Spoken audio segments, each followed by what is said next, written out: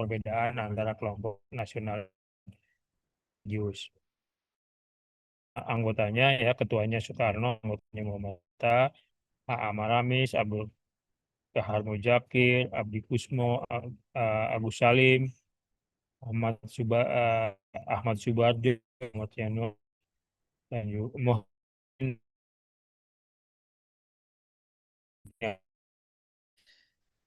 Dengan ketua Bung Karno. Nah, inilah yang kemudian merumuskan nilai-nilai Pancasila yang disampaikan oleh Bung Karno pada tanggal 1 Juni. Sehingga kemudian didapat rumus Pancasila seperti yang dapat terbaca pada alinea keempat eh, Piagam Jakarta atau preambul yang di sana disebutkan soal ketuhanan dengan kewajiban menjalankan syariat Islam dan seterusnya.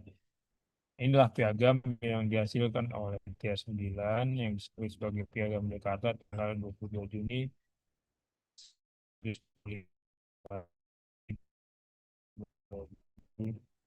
doman dalam pembahasan atau dalam perumusan tentang Pancasila. Ada yang menarik terkait dengan pembahasan nilai Pancasila yaitu di sila pertama di mana disebutkan tentang kewajiban menjalankan syariat Islam bagi pemeluk. Ini sesuatu yang dalam pandangan masyarakat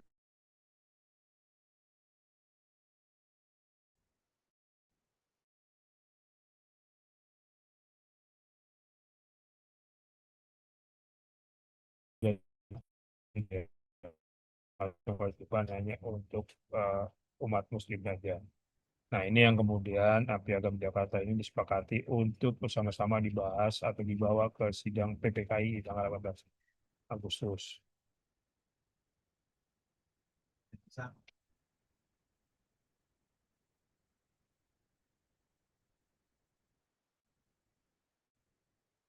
Oke. Nah, setelah kita melihat mengenai Piagam Jakarta, selanjutnya kita bergerak ke bulan Agustus. Kita melihat beberapa titik penting atau tanggal-tanggal penting, yaitu dibentuknya Panitia Persiapan Kemerdekaan Indonesia atau PPKI pada tanggal 17 Agustus pada tanggal 7 Agustus 1945. Nah, kemudian diumumkannya anggota dan juga ketua PPKI, ya ketuanya adalah Soekarno, dan anggotanya adalah antara lain ketua atau wakil ketuanya adalah Muhammad Hatta dengan ada Rajiman Mujib.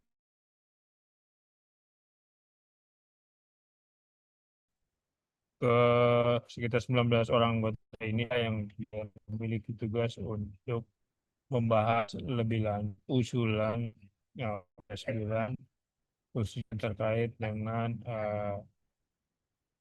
pembukaan Undang-Undang Dasar dan juga isi dari Undang-Undang Dasar. Nah, lalu apa yang dibahas di dalam sidang PPKI di tanggal 18 Agustus dan 19 Agustus? Ya. Ada dua hal. Yang pertama adalah kan Undang-Undang Dasar Negara Republik Indonesia yang kemudian menjadi Undang-Undang Dasar 1945 ini ditetapkan oleh PPKI.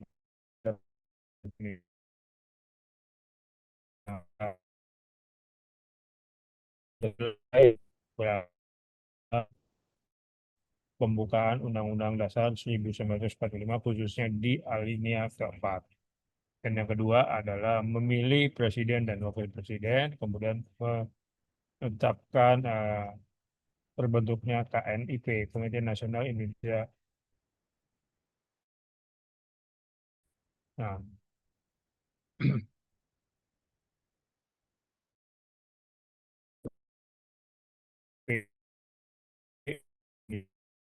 tentu kinerja presiden dan wakil presiden yang pada saat itu belum memiliki seperti sekarang ini ada lembaga legislatif dan lain sebagainya.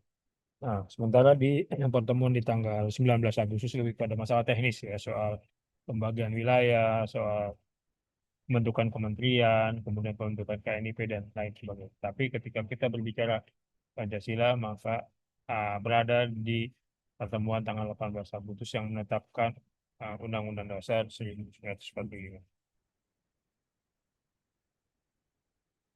Oke, dari peristiwa rangkaian ini ya, 1 Juni, 22 Juni, dan 18 Agustus kita melihat bahwa ada semacam pergeseran yang sangat aktif gitu ya, di mana 1 Juni itu kan Pancasila oleh Soekarno yang kemudian diperbaiki, diberi narasi yang kuat oleh panitia 9 tanggal 22 Juni yang seperti Piagam Jakarta, dan juga ada inisiatif sangat kuat dari Soekarno. Nah, kemudian disebut sebagai tadi dokumen Piagam Jakarta kepada PPKI untuk kemudian disahkan. Nah, yang patut menjadi perhatian adalah sama yang terdapat di dalam Piagam Jakarta, di mana dalam Piagam Jakarta disebutkan mengenai kewajiban sila pertama ya, sila pertama disebut kewajiban menjalankan syariat Islam bagi penduduknya. Nah, ini yang kemudian mendapat tentangan dari beberapa anggota eh, di wilayah Indonesia Timur yang merasa keberatan penggunaan eh, kata kewajiban menjalankan syariat Islam bagi penduduknya. Maka kemudian dilakukan negosiasi antara eh, Muhammad Hatta dengan wakil-wakil dari Indonesia Timur yang keberatan dengan penggunaan kata ini. Maka kemudian hanya dalam kurun dengan 15 menit bisa disepakati sekarang ini. Ah, oke, itu pengaruh diskusi ini. Sekarang waktu dan tempat kami persilakan kepada moderator, Bapak dan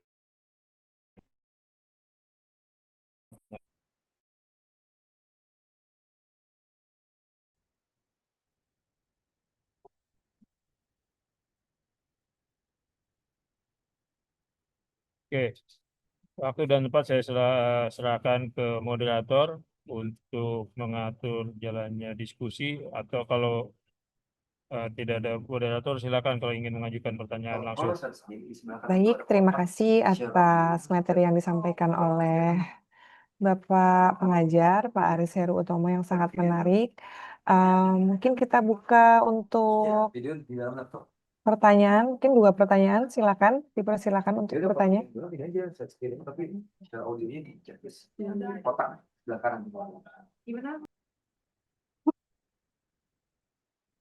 Silakan kalau ada yang ingin bertanya.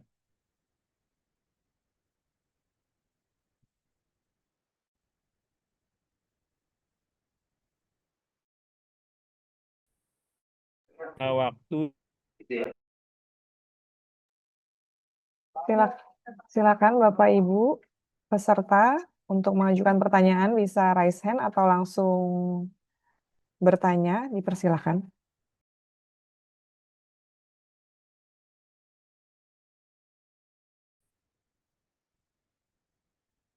Silakan kalau ada yang ingin ditanyakan.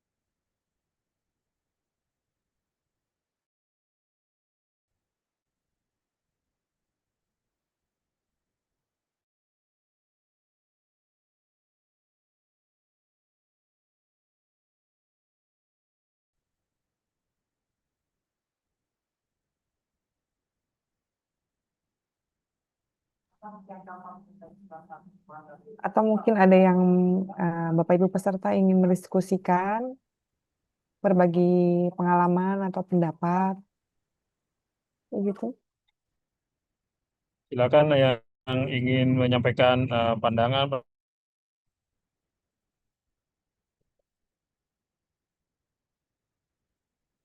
Baik, Pak. Baik, Pak.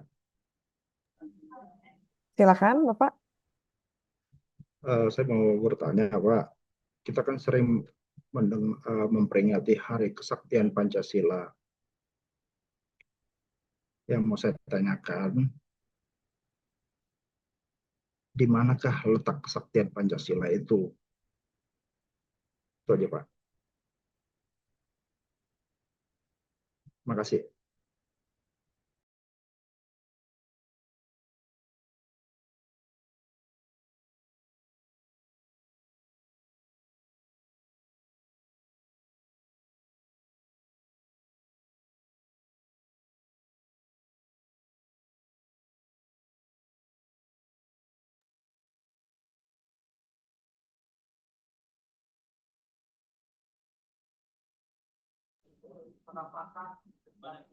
Izin Bapak Aris, apakah masih di ruangan?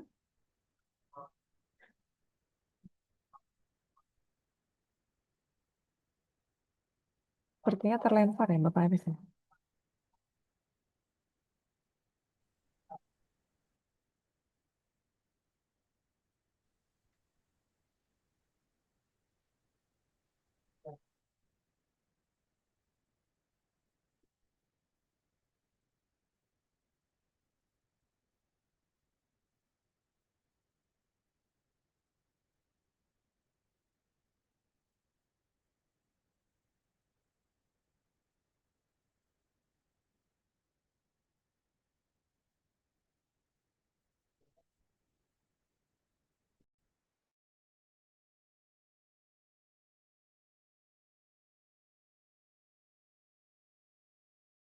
Mohon ditunggu dulu sebentar ya Bapak Ibu peserta, mungkin pengajarnya terpental. Saya coba untuk menghubungi beliau.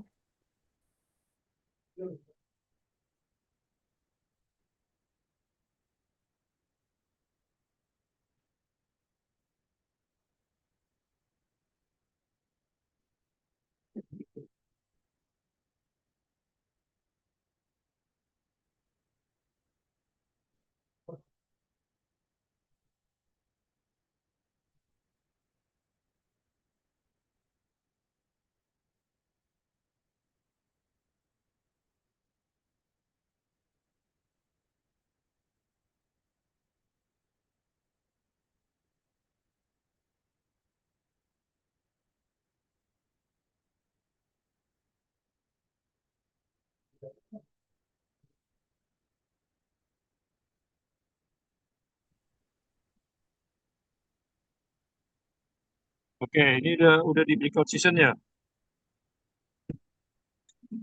Juga. Halo. Halo Bapak, ya Ya, tadi izin Bapak ada yang bertanya atas nama Bapak Johannes Johannes. Huta tanya. Barat. Ya, izin mohon diulangi Bapak Johannes pertanyaannya. Baik, baik Pak. Baik Ibu Ajeng, terima kasih. Saya mau mengulangi Pak. Kita kan setiap tanggal 1 Juni memperingati Hari Kesaktian Pancasila. Nah, pertanyaan saya klasik aja Pak. Di mana kan letak kesaktian Pancasila itu Pak? Halo, ya, gimana coba pertanyaan tadi belum belum dapat menjawab. Kita kan sering setiap tanggal 1 Juni memperingati Hari Kesaktian Pancasila. Pertanyaan saya klasik aja Pak. Satu apa? Halo, Ya, ya. pertanyaan Eh, saya, di manakah ah, letak kesaktian Pancasila itu Pak? Itu aja Pak. oh, Seperti itu apa tanggal seperti apa kesaktiannya gitu. oke. Tuh. Makasih Pak. Ya, tapi ya ini mohon maaf mungkin suaranya saya matikan gambarnya supaya suaranya lebih jelas ini sekali komunikasi.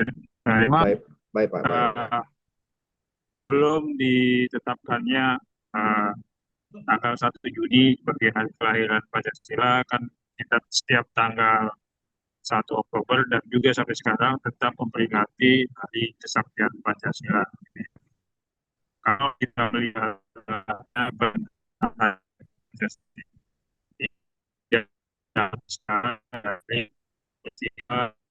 sekarang itu pada tahun 1965 ya tanggal 1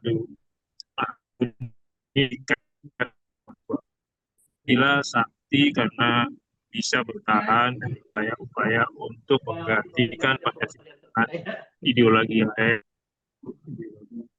Pancasila, ideologi komunis gitu ya. Sekarang aja pertanyaannya kan tadi, mana solusinya Pancasila saat ini, gitu kan? Ya, jadi kalau dapat saya sampaikan pada konteks kekinian, ketika kita menanyakan mengenai kesaktian Pancasila saat itu saja sangat erat kaitannya dengan bagaimana aktualisasi atau tidak ketika di dalam kehidupan bangsa. Nilai ini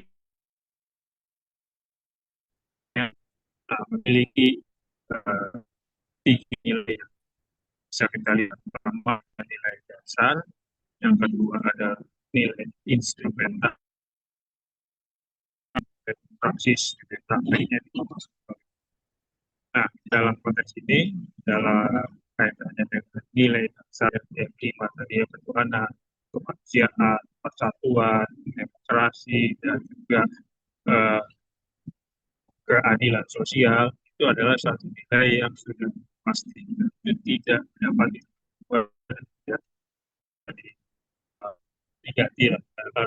Berubah nilai-nilai itu sama saja berubah eh, dasar negara dan sebuah negara besar. Karena itu yang terdapat di dalam kalau itu diubah maka berubah.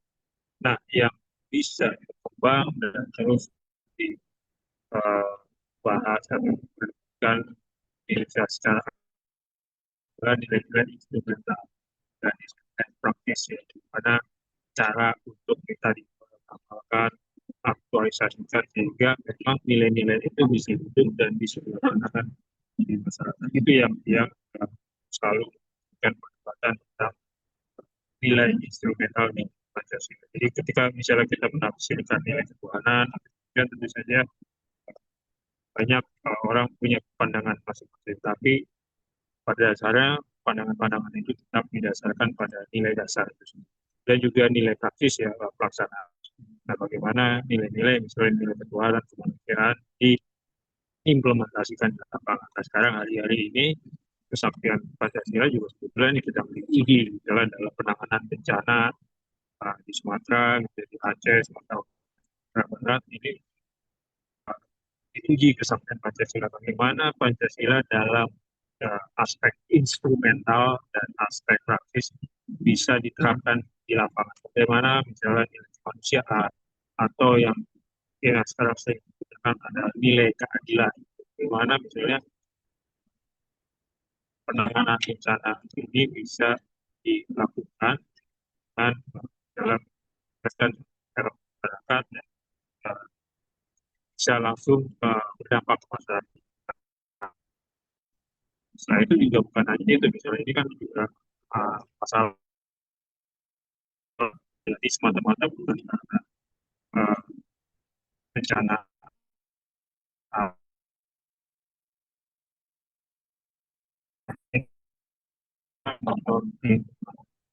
nah ini yang hari ini yang aspek ini kedua ini nilai instrumental dan praksis yang sekarang sedang diuji untuk memperlihatkan apakah memang benar Pancasila itu sakti di lapangan. Jadi kalau dulu memang sakti karena berhadapan dengan musuh yang terlihat langsung ya komunis, maka sekarang adalah di nilai-nilai praktis yang terkait dengan misalnya masalah kemanusiaan, masalah keadilan, dan nanti ujung-ujungnya juga masalah persatuan. Karena kalau sila-sila ini tidak dilaksanakan baik, misalnya kemanusiaan, keadilan tidak jalan dengan baik, itu bisa mengarah persatuan bangsa. Gitu ya, Pak. Kira-kira masuk kan penjelasannya saya? Silakan. Masuk, masuk. Terima kasih, Pak. Silakan yang lainnya. Terima kasih. Terima kasih, Pak Aris. Sama-sama.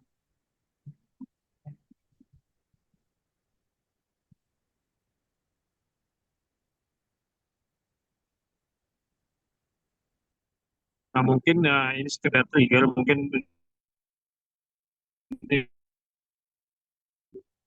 di luar atau apa, mungkin bisa misalnya mengaitkan kesaktian Pancasila dengan aspek ketahanan pangan ini saat ramai menjadi salah satu prioritas yang pemerintah. eh, Kementerian Pertanian mempunyai peran yang sangat besar dalam ikut serta menjaga ketahanan pangan. Mungkin bisa dikaitkan ke sana, misalnya ketika berbicara tentang kesaktian Pancasila, apakah misalnya sektor pertanian bisa mewujudkan atau lapangan ini.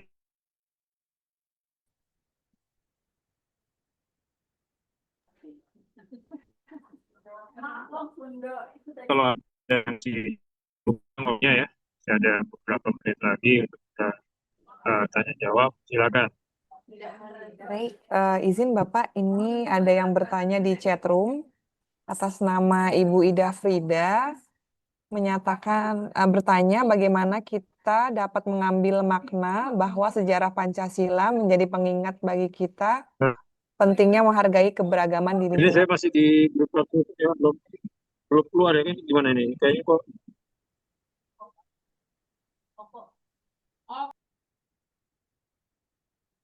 Oke, Pak. silakan kalau ada yang ingin ditanyakan. Ya, izin Bapak, ini dari chat roomnya ada yang bertanya, Ibu Ida Frida bertanya bagaimana kita dapat mengambil makna bahwa sejarah Pancasila menjadi pengingat bagi kita pentingnya menghargai keberagaman di lingkungan kerja. Seperti itu, Pak. Memaknai keberagaman begitu ya. Bagaimana kita dapat mengambil makna Lalu uh, bahwa sejarah Pancasila aduh ini maaf nih, bagi kita pentingnya menghargai suaranya keberagaman. putus-putus. Mungkin coba bisa ditulis saja.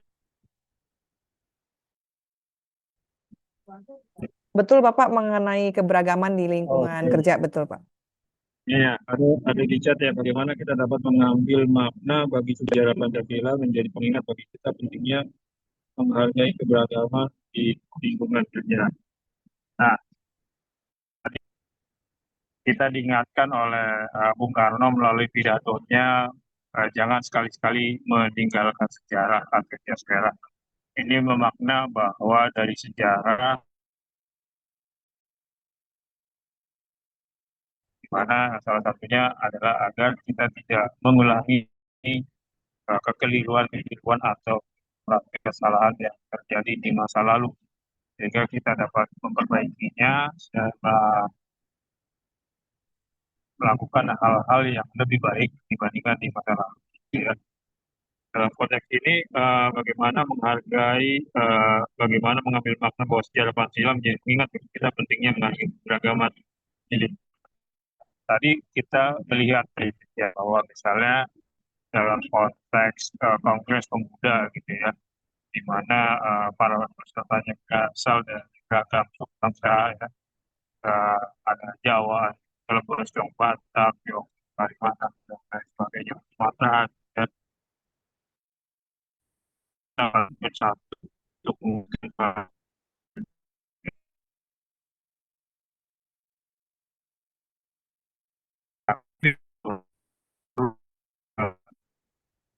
kita dapat ya,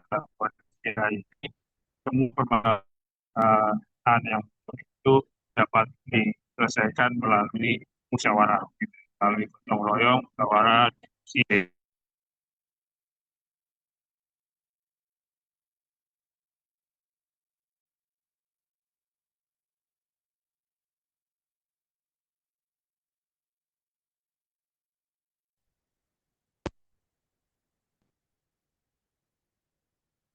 Oke, lanjut ya. Jadi, ketika melihat keberagaman dan bagaimana menerapkan dalam lingkungan kerja, salah satunya adalah mengedepankan aspek musyawarah mufakat. Ini yang kita pelajari ya dari sejarah, misalnya dalam Kongres Pemuda bagaimana Jawa kita tidak membuatkan kemayoritas. Itu pun pada yang beragama Islam.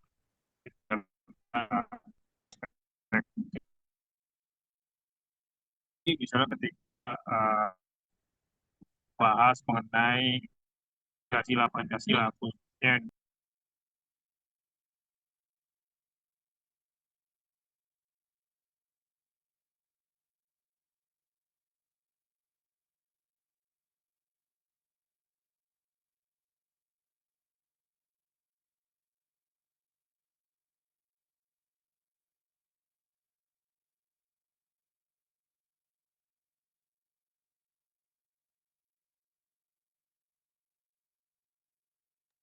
Sepertinya Pak Aris terlempar semua. Jaringannya mungkin kurang stabil.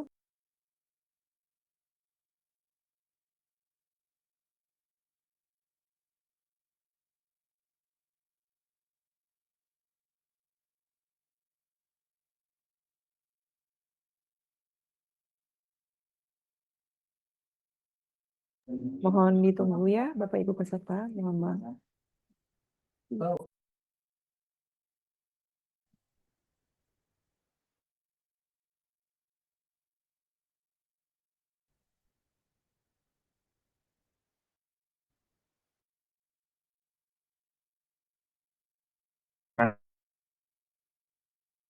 sekarang kedengeran ya suara saya ya.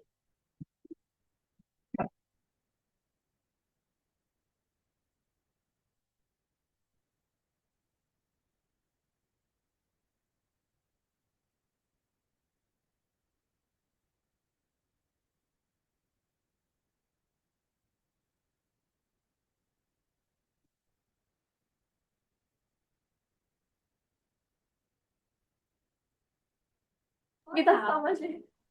Izin Bapak belum terdengar. Ya, gimana suaranya terdengar? Sampai nggak tahu Izin sudah nilai aslinya sudah berapa. terdengar Bapak. Oke, sudah terdengar. Berarti lanjut tadi ya terkait belajar sejarah dan kaitannya dengan keberagaman di lingkungan kerja gitu ya. Ya. Kalau dalam pandangan saya yang pertama dari sejarah ini kita lihat bahwa ketika terjadi perbedaan eh, baik dalam hal penyelesaian suatu masalah yang bahkan adalah musyawarah seperti tampak ketika Kongres Pemuda maupun ketika penetapan sila-sila Pancasila, khususnya sila pertama. Konteks misalnya penghapusan 7 kata sekali bagaimana musyawarah mufakat dikedepankan. Ini yang mungkin salah satu yang diteladani dari sejarah di, di tengah keberagaman kita tetap berkepala dingin untuk mengedepankan menang-menangan berdasarkan misalnya kekuatan fisik dan banyak-banyakan. Saya kira itu ya yang mungkin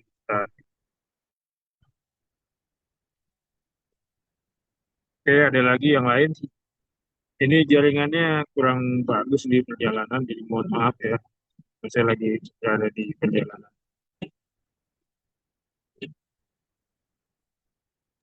Ya, tidak apa-apa Pak. Bapak Ibu peserta mungkin Oke, ada. kalau tidak ada, silakan kalau masih ada.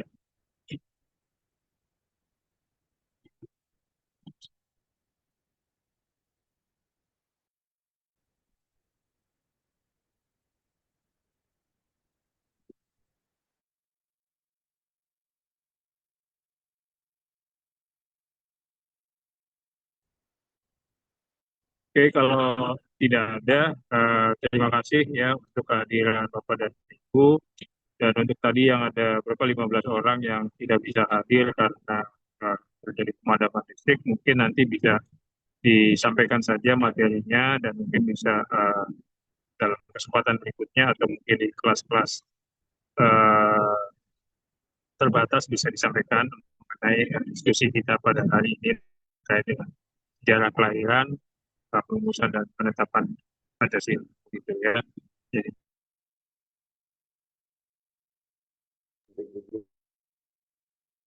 Baik, terima kasih atas pemaparannya dan atas materinya yang sangat menarik kepada Bapak Aris kita terkait ini sejarah kelahiran, perumusan, dan penetapan Pancasila. Bisa berikan aplaus kepada Bapak Aris. Udah langsung aja yang itu.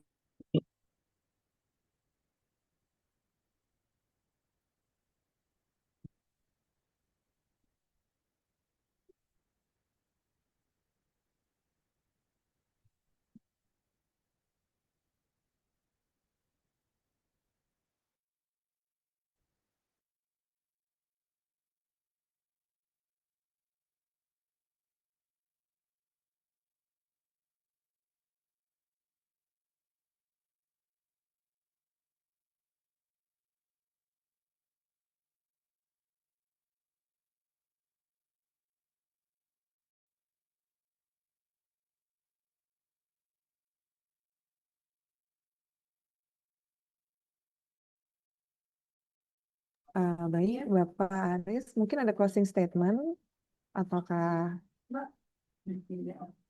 langsung ditutup saja atau Ya. bagaimana, Bapak? Mungkin sedikit saja ya eh, terkait dengan pembelajaran sejarah lahirnya Pancasila, perumusan dan juga penetapan Pancasila, kita melihat bahwa ada satu tarikan nafas ya dari ketiga peristiwa bersejarah ini, dan kita tidak dapat melepaskan satu sama lain ketika kita berbicara tentang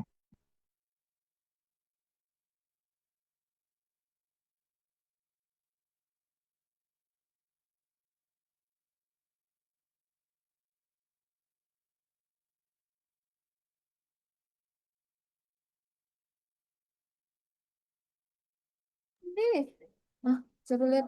tarikan nafas gitu ya.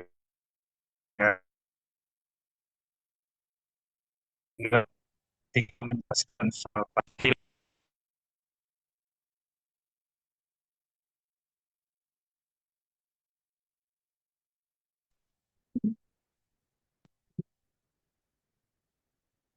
Oke, jadi tadi ya saya ingatkan aja bahwa dalam konteks memahami sejarah kelahiran,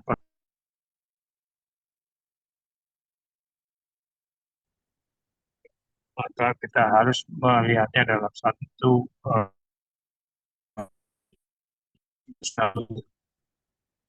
tarikan nafas yang tidak satu sama lain.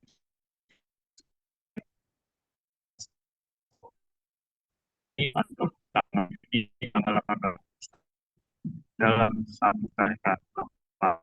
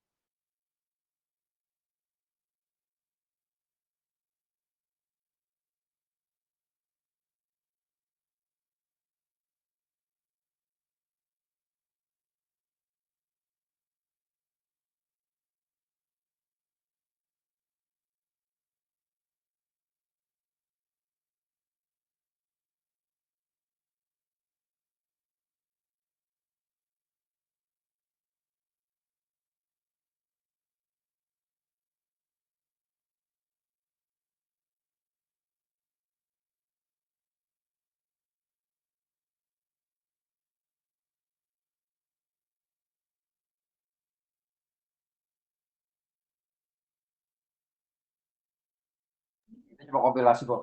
Ben. Masalahnya kita juga pada saat hari nggak ada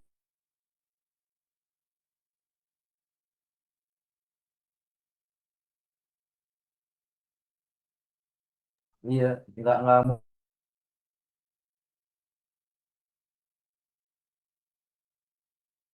pas Izin, Bapak Aris, apakah masih ada di breakout room?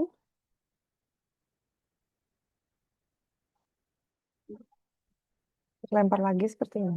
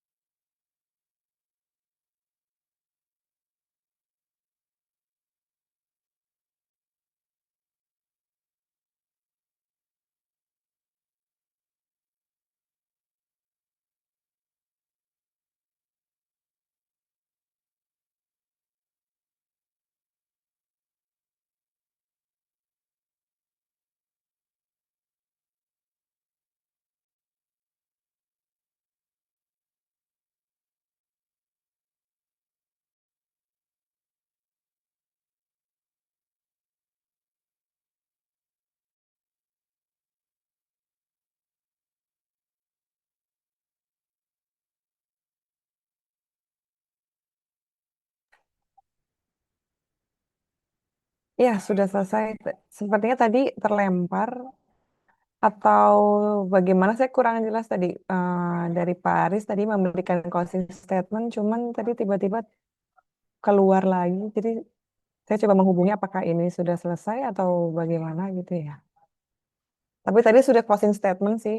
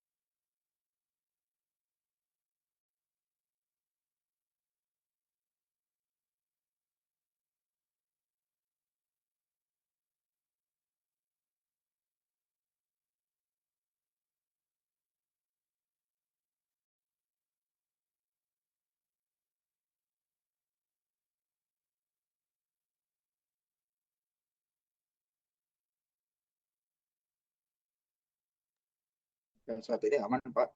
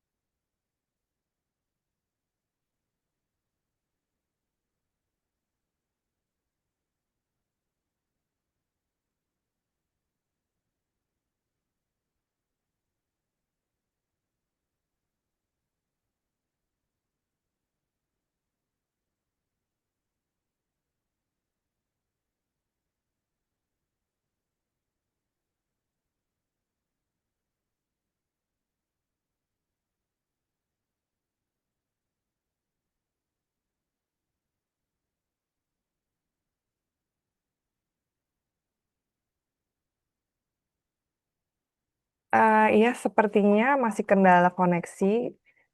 Mungkin bisa ditutup oleh Bapak Martin. Tadi sih sudah konfirmasi, sudah closing statement sih. Masih ada kendala koneksi.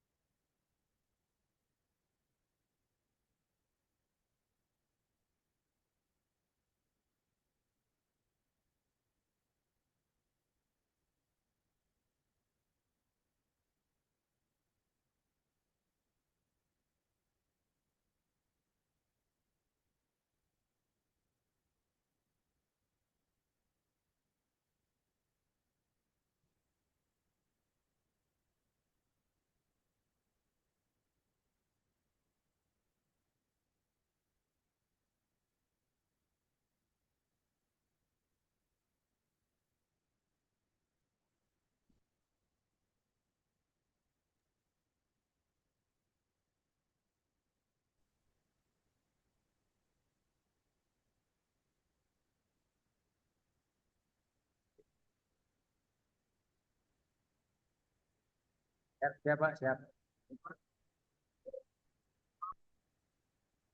Cakep. Cakep. Aduh. Cakep. Cakep.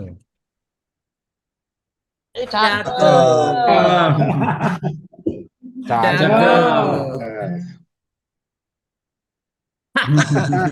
Itu Pak absen. Itu absen itu namanya, Pak.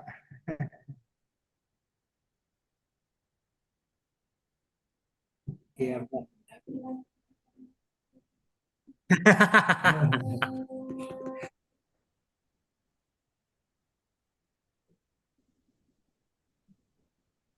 Waalaikumsalam warahmatullahi wabarakatuh. Pancasila. Pak Martin, you are the best.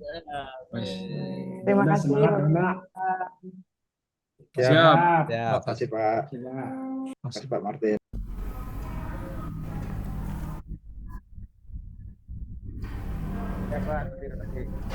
Pak Martin, you are the best.